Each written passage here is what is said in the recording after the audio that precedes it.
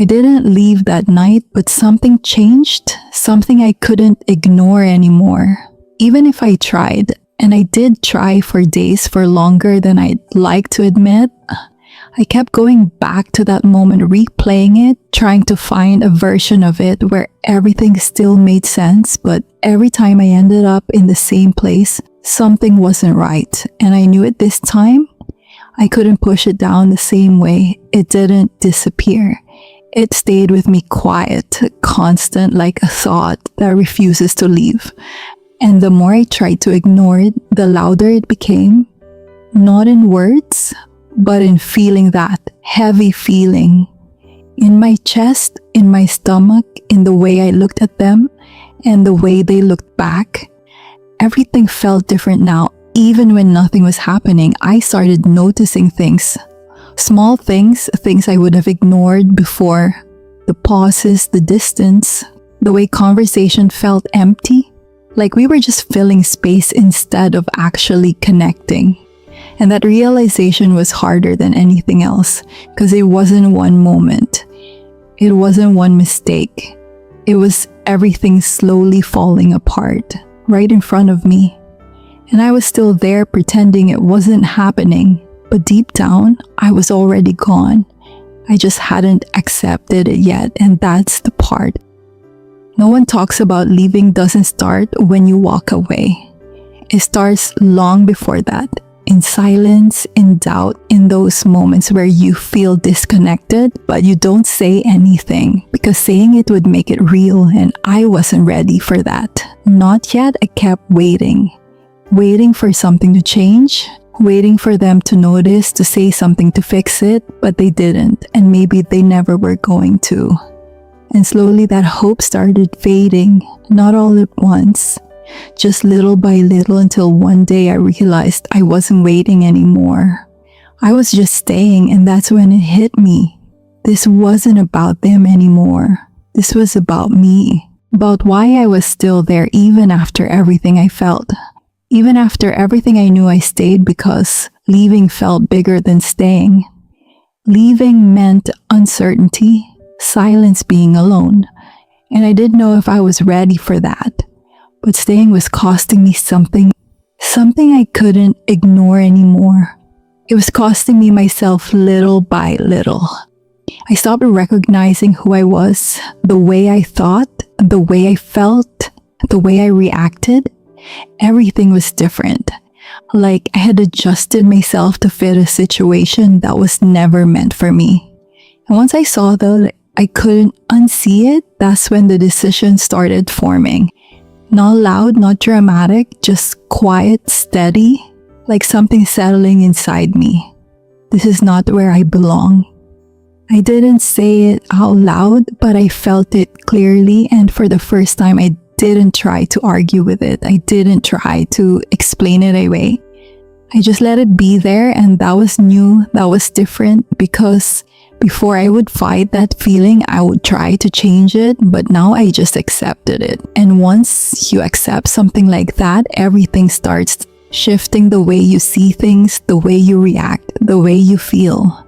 Even your silence changes, and they notice, I don't know exactly when, but they felt it. That distance, that quiet shift, they started acting different, subtle but noticeable, more controlled, more careful, like they were trying to hold on to something that was already slipping away. But by then it was too late, not for them, for me. Because once I reached that point, I couldn't go back. I couldn't pretend again. I couldn't ignore what I felt, and that's when I knew I was going to leave. Not that day, not in that moment, but soon. And that thought felt strange, not scary, not relieving, just unfamiliar, like stepping into something you've never experienced before. I thought leaving would feel different. I thought it would be dramatic, emotional, heavy, like something big, but it wasn't. It was quiet. It was simple, almost normal. And that's what confused me the most. There was no big moment, no final fight, no clear ending, just a decision and then action. I remember the day, but not in the way I expected. It didn't feel like a turning point. it felt like any other day. And maybe that's why it happened, because I wasn't waiting anymore.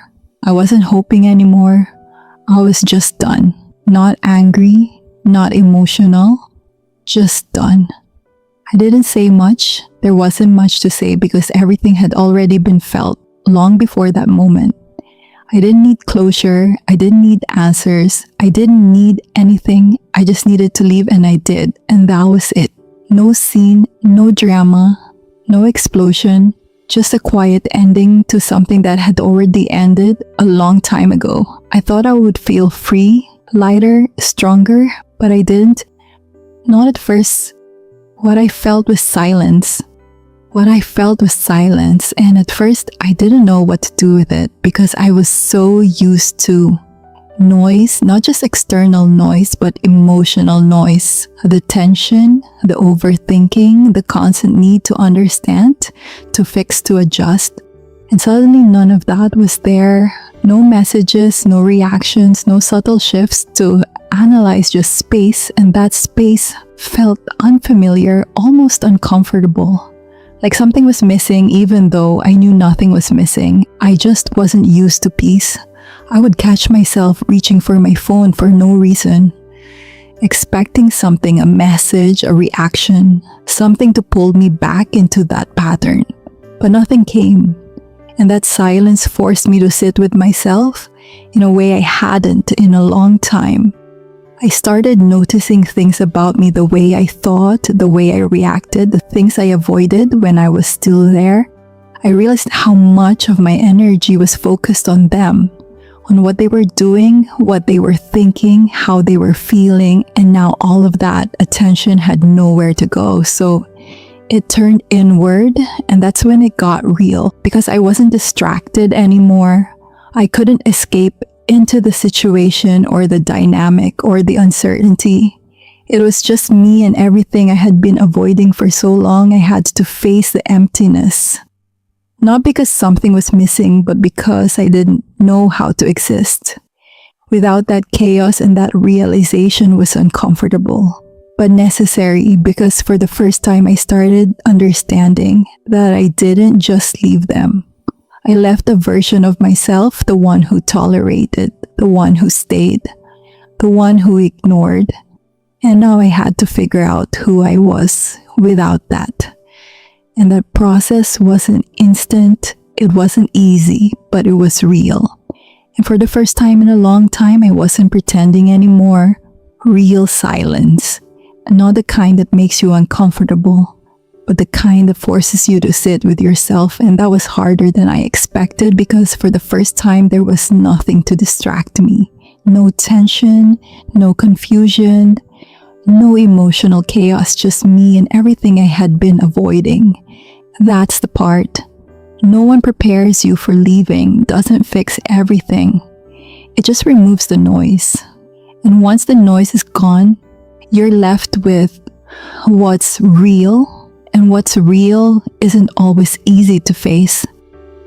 I had to sit with everything, the memories, the moments, the things I ignored, the things I accepted, the things I should have walked away from. And that's when it really hit me. It wasn't just about them. It was about me too, about what I allowed, what I tolerated, what I convinced myself was okay. And that realization hurt more than anything else because I couldn't blame it all on them. I had to face my part. And that's where the real work started. Not when I left, but after. When everything became quiet, when there was no more distraction, no more denial, just truth, raw, uncomfortable, necessary. I chose me, but choosing yourself doesn't mean everything suddenly feels right. Sometimes it just means you finally stopped running and now you have to face everything. And that's where I was, in that space between relief and reality. And it didn't go how I expected because I thought leaving was the hardest part. But it wasn't. Staying was hard.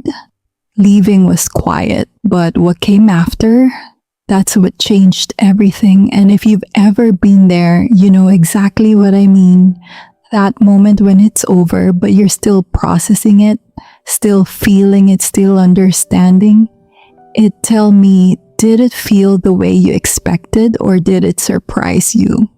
Because what happened after that, what it took to rebuild myself, that's something I wasn't ready for yet, but I had no choice. And that is a completely different story, one I'll tell soon